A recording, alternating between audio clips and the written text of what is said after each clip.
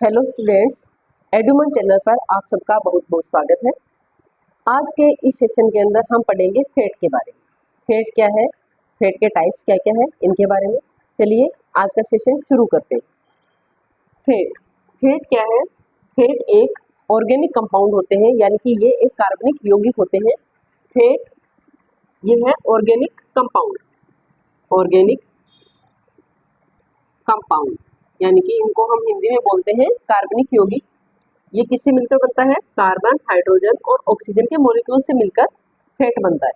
जो कार्बोहाइड्रेट है वो भी कार्बन, हाइड्रोजन और ऑक्सीजन के मॉलिक्यूल से मिलकर बनता है। लेकिन फेट में और कार्बोहाइड्रेट में एक डिफरेंस है कि उसके अंदर जो ऑक्सीजन का कंटेंट होता है वो ज़्यादा होता है। लेकिन अगर अपन बात करें फेट में, तो कार्बन और हाइड्रोजन की बजाय ऑक्सीजन के जो मॉलिक्यूल है इसमें काफ़ी कम मात्रा में होते हैं, और इसीलिए जो फेट है वो concentrated source of energy, concentrated source of energy यानी कि जो फेट है वो ऊर्जा के सांद्र स्रोत होते हैं। कंसंट्रेटेड का मतलब होता है सांद्र, ये ऊर्जा के सांद्र स्रोत होते हैं। इसके साथ ही साथ जो फेट है वो वाटर में सोल्यूबल नहीं है, insoluble in water, insoluble in water यानी कि जो फेट है वो पानी में घुलनशील नहीं है। हम पानी के अंदर अगर घी को या तेल को ऐड करके देखेंगे तो वो उसमें घुलता नहीं है, वो उसकी सतह पर तैरता रहता है। फिर ये घुलनशील किसमें है? तो ये ऑर्गेनिक जो सॉल्वेंट्स है उनमें ही घुल जाता है। Soluble in organic solvents, organic solvents यानी कि ये जो कुछ कार्बनिक घोलक होते हैं उनमें घुलता है। उन कार्बनिक घोलक की कुछ एग्जाम्पल है, एग्जाम्पल जैसे कि क्लोरोफॉर्म, क्लोरोफॉर्म में ये घुल जाता है, बेंजीन में ये घुल जाता है, ईथर में घुल जाता है। सबसे पहले फेट ऑर्गेनिक कंपाउंड है, कार्बन, हाइड्रोजन और ऑक्सीजन के मॉलिक्यूल से बना है। जो ऑक्सीजन के मॉलिक्यूल है वो कार्बन और हाइड्रोजन की तुलना में काफी कम होते हैं, इसीलिए ये कंसंट्रेटेड सोर्स ऑफ एनर्जी है। ये पानी में अघुलनशील है, इनसोल्यूबल इन वाटर, और ये ऑर्गेनिक सॉल्वेंट्स में घुलनशील है, यानी कि सोल्यूबल इन ऑर्गेनिक सॉल्वेंट्स, कार्बनिक घोलकों में ये घुल जाते हैं। कार्बनिक घोलकों के कुछ यहाँ एग्जाम्पल दिए हुए हैं, क्लोरोफॉर्म, बेंजीन और ईथर। ये है हमारा फेट। अब फेट के टाइप्स क्या क्या है उनके बारे में हम देख लेते हैं। फेट को हमने 3 पार्ट्स में डिवाइड कर रखा है। सबसे पहले आता है सिंपल फेट। फेट के अगर क्लासिफिकेशन की बात करें तो इसमें है सिंपल फेट। सेकंड नंबर पे कंपाउंड फेट, कंपाउंड फेट, इसी को हम कॉम्प्लेक्स फेट भी कहते हैं, complex fate.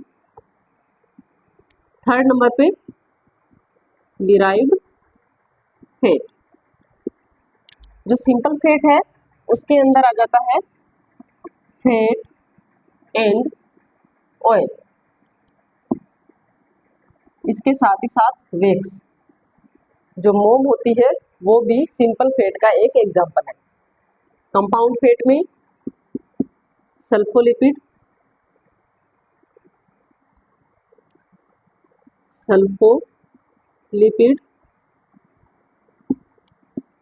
Phospholipid, phospholipid, glycolipid, glycolipid और लिपोप्रोटीन, लिपोप्रोटीन। ये 4 तरह का होता है कंपाउंड फेट, सल्फोलिपिड, फोस्फोलिपिड, ग्लाइकोलिपिड और लिपोप्रोटीन।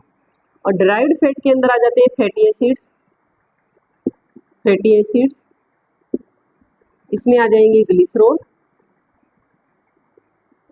इसमें आ जाएंगे स्टीरोल एटसेट्रा। अब एक एक करके इनकी डिटेल हम यहाँ पर जानेंगे। सबसे पहले है सिंपल फेट। सिंपल फेट क्या है? सबसे पहले सिंपल फेट, सिंपल फेट किससे मिलकर बनती है? ये glycerol plus fatty acid, fatty acid यानी कि जब ग्लिसरॉल और फैटी एसिड कंबाइन होते हैं, जुड़ते हैं, तो सिंपल फैट बनती है। या हम यूं कह सकते हैं कि जब सिंपल फैट का हाइड्रोलिसिस होता है तो हमें ग्लिसरॉल और फैटी एसिड मिलते हैं। ग्लिसरॉल का 1 मॉलिक्यूल और फैटी एसिड के 3 मॉलिक्यूल मिल करके बनाते हैं सिंपल फैट। सबसे पहले है इसके अंदर fat and oil. Fat and oil, जो फैट रूम टेम्परेचर पे यानी कि 20 डिग्री सेंटीग्रेड पे लिक्विड फॉर्म में है उनको हम ऑयल कहेंगे, और जो रूम टेम्परेचर पे सॉलिड फॉर्म में है उनको हम फैट कहेंगे। Room temperature 20 degree centigrade. अगर सॉलिड फॉर्म है तो उसको हम कहेंगे फैट। अगर लिक्विड फॉर्म है तो उसे हम कहेंगे ऑयल। जैसे कि हमारा घी है, वो सॉलिड फॉर्म में रहता है रूम टेम्परेचर पे, तो वो किस में आ जाएगा, फैट में। और जितने भी ऑयल्स है वो आ जाएंगे, जो वो लिक्विड फॉर्म में रहते हैं इसलिए वो आ जाएंगे ऑयल के अंदर। एक जो नारियल का तेल है वो सॉलिड फॉर्म में रहता है, वो लिक्विड फॉर्म में नहीं रहता है। अब नेक्स्ट है वैक्स। वैक्स जो है वो फैटी एसिड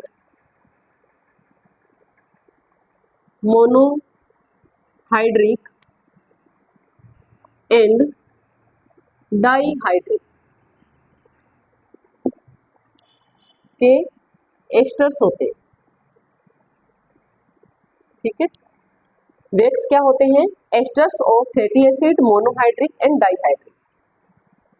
ये था सिंपल फैट के बारे में। सिंपल फैट क्या है, ग्लिसरॉल और फैटी एसिड से मिलकर बनती है। सिंपल फैट में पहले आ जाएगा फैट और ऑयल। फैट वो है जो रूम टेम्परेचर यानी कि 20 डिग्री सेंटीग्रेड पे सॉलिड फॉर्म में रहते हैं, और ऑयल क्या है जो 20 डिग्री सेंटीग्रेड पे लिक्विड फॉर्म में रहते हैं। वैक्स क्या है, asters of fatty acid monohydric और डाईहाइड्रिक, यानी कि फैटी एसिड मोनोहाइड्रिक और डाईहाइड्रिक के एस्टर्स होते हैं, उनको हम क्या कहेंगे, वैक्स। सेकेंड नंबर पे आ जाता है अपने कंपाउंड फैट। कंपाउंड फैट क्या होती है, जब जो सिंपल फैट है, कंपाउंड फैट यानी कि when combine with some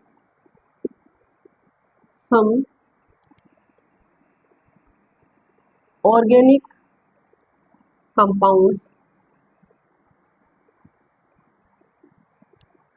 when some organic compounds combine होते हैं किसके साथ, हमारी फैटी एसिड और ग्लिसरॉल के साथ। फैटी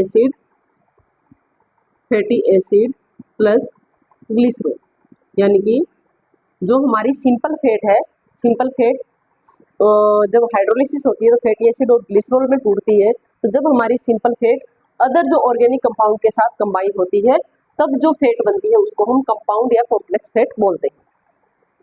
कंपाउंड फैट पहला है हमारा सल्फोलिपिड। सल्फोलिपिड के अंदर आ जाएगा अपने fat plus sulphuric acid plus carbohydrate, इसको हम कहेंगे सल्फोलिपिड। ये हमारे ब्रेन के अंदर मौजूद रहता है। सल्फोलिपिड जो है फैट, सल्फ्यूरिक एसिड और कार्बोहाइड्रेट से मिलकर के बनता है। फिर नेक्स्ट है ग्लाइकोलिपिड। सेकेंड नंबर की अगर बात करें तो ग्लाइकोलिपिड, ये किससे मिलकर बनता है, फैट प्लस ग्लिसरॉल, यहाँ पर फैटी एसिड आएगा, fatty acid plus glycerol plus carbohydrate, ये बनाता है ग्लाइकोलिपिड। नेक्स्ट है हमारे फॉस्फोलिपिड। थर्ड नंबर पे फॉस्फोलिपिड, ये fatty acid plus glycerol plus phosphoric acid, phosphoric acid plus nitrogen base मिलकर के क्या बनाता है? फॉस्फोलिपिड।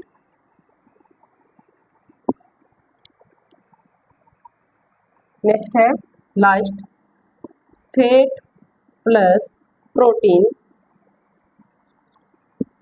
इससे बनता है लिपोप्रोटीन। यानी कि यहाँ सब जगह हम देख रहे हैं कि जो फैट है उसके साथ कोई अदर ऑर्गेनिक या इनऑर्गेनिक जो कंपाउंड है वो जॉइंट हुए हैं और उसकी वजह से एक नया कंपाउंड बना है जिसको हम बोलेंगे कंपाउंड फैट। अब नेक्स्ट है थर्ड, डिराइव्ड फैट। जब कंपाउंड फैट या सिंपल फैट हाइड्रोलिसिस होती है और उससे कुछ नए प्रोडक्ट बनते हैं उसको हम बोलेंगे derived fat. Derived fat. New products forms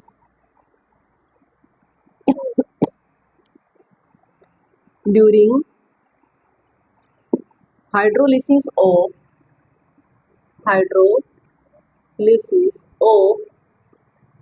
compound or simple fat।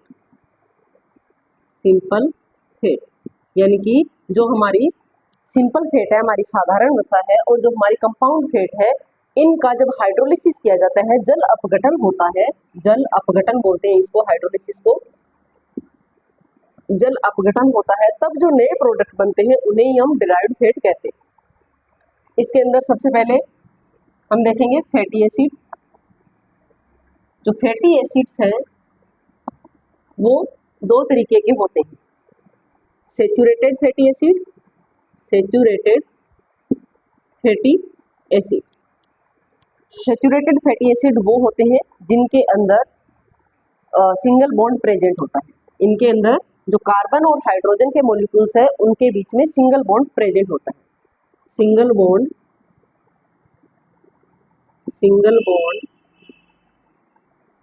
Present between carbon और हाइड्रोजन, ये है सैचुरेटेड फैट। नेक्स्ट है अनसैचुरेटेड फैट। अनसैचुरेटेड फैट, इसके अंदर at least one double bond present between carbon और हाइड्रोजन, यानी कि कार्बन और हाइड्रोजन के बीच में at least one double bond present होगा। ऐसी जो एक पूरी चेन चलती है कार्बन और हाइड्रोजन के अणुओं की, तो उस पूरी चेन में कम से कम एक जो कार्बन और हाइड्रोजन का जो मॉलिक्यूल है उनके बीच में डबल बॉन्ड प्रेजेंट होगा, तो उसको हम अनसैचुरेटेड फैटी एसिड कहेंगे। अगर किसी में एक से ज़्यादा डबल बॉन्ड प्रेजेंट है तो जिसमें एक डबल बॉन्ड प्रेजेंट है, अगर किसी में एक डबल बॉन्ड प्रेजेंट है तो उसको हम मोनो अनसैचुरेटेड कहेंगे। Mono unsaturated fatty acid. अगर मोर देन वन यानी कि दो या दो से ज़्यादा डबल बॉन्ड है, दो या दो से ज़्यादा डबल बॉन्ड प्रेजेंट है, तो उसको हम क्या कहेंगे? पॉली अनसैचुरेटेड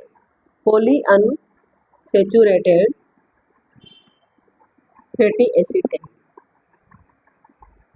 डिराइव्ड फैट, जब कंपाउंड फैट या सिंपल फैट के हाइड्रोलिसिस से नए प्रोडक्ट बनते हैं उसको हम कहते हैं। इसमें सबसे पहले आ जाता है फैटी एसिड। फैटी एसिड दो तरह का होता है, सैचुरेटेड फैटी एसिड और अनसैचुरेटेड फैटी एसिड। अगर हम बात करें सैचुरेटेड फैटी एसिड की, तो कार्बन और हाइड्रोजन के जो मॉलिक्यूल्स जुड़े रहते हैं आपस में, उनमें उनके बीच में सिंगल बॉन्ड पाया जाता है। सिंगल बॉन्ड जहाँ होगा वो सैचुरेटेड फैटी एसिड होंगे।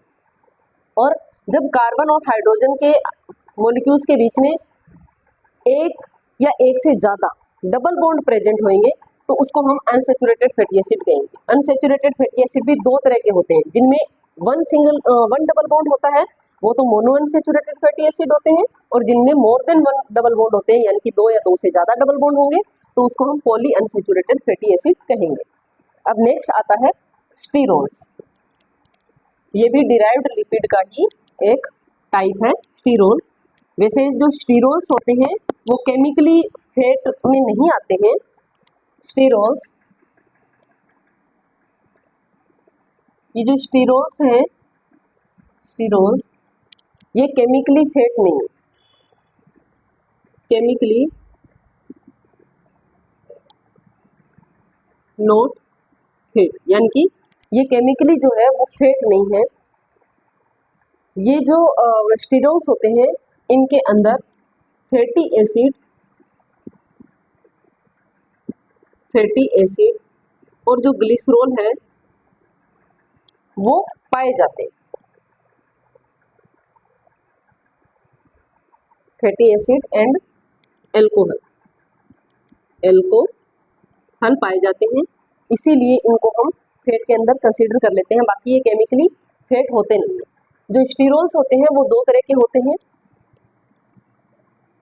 एक तो कोलेस्ट्रॉल सबने नाम सुना होगा कोलेस्ट्रॉल। जब कोलेस्ट्रॉल बढ़ जाता है तो डॉक्टर कहते हैं कि तुम्हें घी में जो भी चिकनी चीज़ें हैं वो तुम्हें नहीं लेनी। तो कोलेस्ट्रॉल क्या होता है, ये एनिमल स्टीरोल होता है, ये एनिमल स्टीरोल होता है, यानी कि ये हमारे ह्यूमन बीइंग के जो भी ब्लड है, ग्लैंड्स है, लीवर है, इनके अंदर पाया जाता है। ये किस में मिलेगा, ब्लड, लीवर, हमारी थायराइड ग्लैंड, पिट्यूटरी ग्लैंड,